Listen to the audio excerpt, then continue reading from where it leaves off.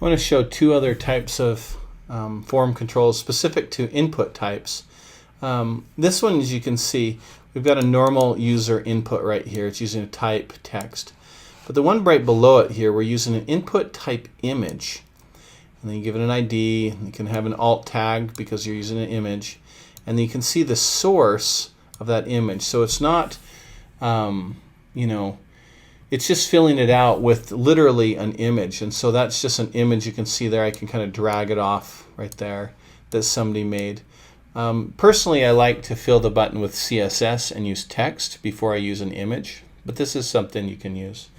Another thing you can do that's kind of similar to this, to create a button of sorts, you can see this example right here. What they've done is, they've got an input and a type equals button. Okay, and they've got a value, so they could change it, the text in here is something else. But this in particular is just using a favorite style, and there's some CSS applied with it to make it a little bit bigger and center it and give the colors and give a hover and all these things. And if we take that away, it becomes simple again, just like a normal button. But very kind of a cool, interesting way of adding some style. I'm making a button. And you can click on it. You can see there is some HTML styling applied to this one already.